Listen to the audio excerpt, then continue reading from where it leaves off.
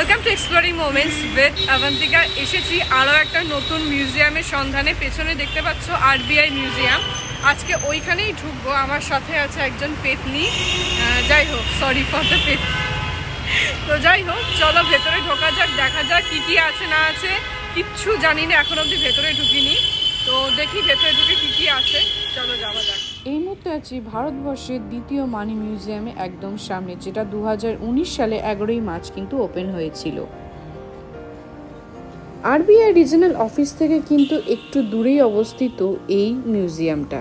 শুধু তাই নয়, হাওড়াগামী যে কোনো বাস ধরে বিবাদিকা স্টপেজে নেমে সেখান থেকে 5 মিনিটের হাঁটাপথে দূরত্বে কিন্তু পৌঁছে যাবে এই মিউজিয়ামে।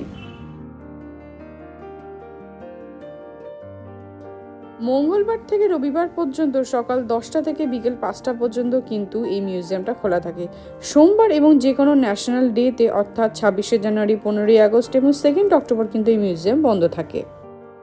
মিউজিয়ামের ভেতরে ঢোকার আগে রিসেপশনের সামনেই কিন্তু এই পিলারটা তোমরা দেখতে পাবে। সেই পিলারটার মধ্যে অসংখ্য কয়েন দিয়ে কিন্তু জুড়ে এই পিলারটাকে সাজানো হয়েছে। দূর থেকে দেখলে মনে হবে পিলারটা গায়ে কোনো সাপ জড়িয়ে আছে, কিন্তু কয়েন দিয়ে অসম্ভব সুন্দর করে কিন্তু এটা সাজানো হয়েছে।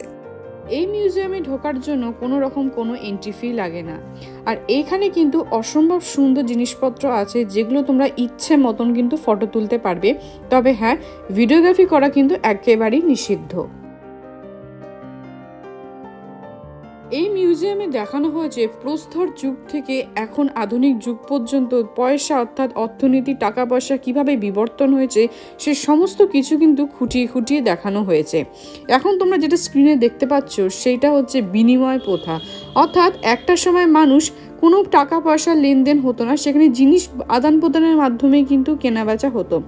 এই যে স্কাল্পচারটা, যেটা 13 ফুট উঁচু, যেটা টাকার বিবর্তনে ইতিহাসকে কিন্তু তুলে ধরা হয়েছে। এর উপরে অংশে বিভিন্ন ধরনের ক্রেডিট এবং ডেবিট কার্ড যেমন আছে, নিচের অংশে কিন্তু অসংখ্য কয়েন তোমরা দেখতে পাবে।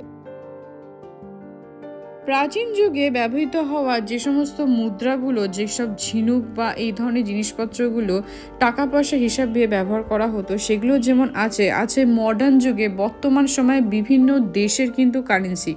সবথেকে আশ্চর্যজনক বিষয় হলো 7 ফুট চওড়া ইয়াপ রুপির অর্থও কিন্তু এখানে আসলে তোমরা দেখতে পাবে, যেটা দেখতে পাচ্ছ বিশাল বড়। আছে প্রস্তর যুগে ব্যবহৃত হওয়া বিভিন্ন ধরনের কয়েন, যেগুলো দেখলে অবাক হতে হয়। শুধু তাই না, আছে তিমির দাঁত সহ সিগারেট এবং নুনও আছে, অনেক বিস্ময়কর জিনিসও কিন্তু এখানে। প্রাচীন যুগের এই কয়েন দুটো অসম্ভব বড়।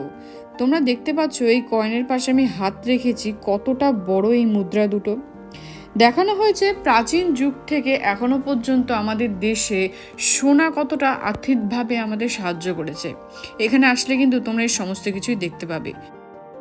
চলে এসেছি এই মিউজিয়ামের সব থেকে ইন্টারেস্টিং পার্টে, সোনা কিভাবে সংরক্ষণ করা হতো।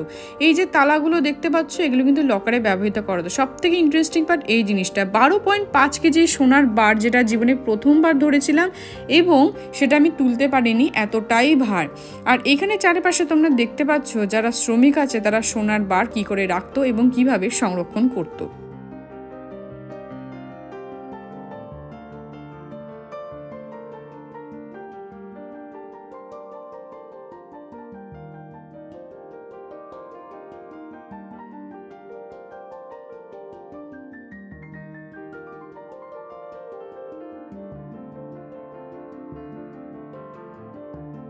প্রাচীন যুগে ব্যবহৃত হওয়া এই সোনার মুদ্রাগুলোও কিন্তু আসলে তোমরা দেখতে পাবে। জায়গাটা দেখতে তোমাদের বোরিং মনে হলেও কিন্তু আদপে সেটা নয়। এখানে আসলে তোমরা অনেক কিছুই দেখতে পাবে আমাদের দেশে কত কত জায়গায় কতটা পরিমাণে সোনা আছে, কিভাবে সোনা সংরক্ষণ করা হয়, পুরনো সময় কিভাবে সোনা রাখা হতো, কিভাবে পঞ্চায়েত প্রধান বা অন্যান্য কাছ থেকে সোনা বা অন্যান্য টাকা পয়সা বন্ধক নিয়ে সেগুলো নেওয়া হতো, সমস্ত কিছুই কিন্তু এখানে আসলে তোমরা দেখতে পাবে। শরীরের ওজন অনুযায়ী কতগুলো সোনার বার হয় সেটাও কিন্তু এখানে আসলে তোমরা দেখতে পাবে। এইখানে যে বড় মেশিনটা তোমরা দেখতে পাচ্ছ এটা হচ্ছে স্টিচিং মেশিন, এখানে টাকা স্টিচ করা হতো। এছাড়া অন্যান্য আরও অনেক ধরনের মেশিন আছে, একটা হ্যাজাকও দেখতে পাচ্ছি এখানে, অনেক ধরনের কিন্তু মেশিনপত্র আছে। এই দেখো এইখানেও কিন্তু আরও একটা বড় মেশিন আছে, এটা নোট পাঞ্চিং একটা বড় মেশিন আছে। পাশে দেখতে পাচ্ছ এরকম ওয়েট যে মাপার, সে ওয়েটগুলো রাখা আছে। এছাড়াও উপরে কিন্তু একটা দাড়িপাল্লা আছে, দাড়িপাল্লার পাশে ছোট ছোট কিন্তু বাটখারাও রাখা আছে। অডিওর মাধ্যমে, ভিজুয়ালির মাধ্যমে, এমনকি স্মার্ট বইয়ের মাধ্যমেও কিন্তু দেখানো হয়েছে কিভাবে অর্থাৎ অর্থনীতি কিভাবে পরিবর্তন হয়েছে সেই প্রাচীন সময় থেকে, সোনা কিভাবে ব্যবহার হয়ে এসছে, আরবিএর ইতিহাস সহ আরও অনেক কিছু। এখানে বিভিন্ন রকম যন্ত্রপাতি আছে যেগুলো প্রাচীন সময় থেকে এখন বর্তমান যুগের সময় পর্যন্ত যেগুলো ব্যবহার করা হয়েছিল এবং হয়, সে সমস্ত কিছু ব্যবহার কিভাবে হয়েছে না হবে সমস্ত কিছু ডিটেলসে কিন্তু এখানে দেখানো হয়েছে। এখানে এত মেশিন আছে এবং এত জিনিসপত্র আছে, সেটা একটা ভিডিওতে তোমাদের দেখানো সম্ভব নয়। তাই আমি বলবো অন্তত একবার হলেও এই মিউজিয়ামে ভিজিট করো। কথা দিচ্ছি এই মিউজিয়ামে ঘুরে আসলে তোমাদের প্রত্যেকেরই ভালো লাগবে। ভিডিওটা ভালো লাগলে অবশ্যই লাইক করো, সবার সাথে শেয়ার করতে কিন্তু একদম ভুলো না। তাহলে দেখা হচ্ছে পরের ভিডিওতে। See you in next video. By.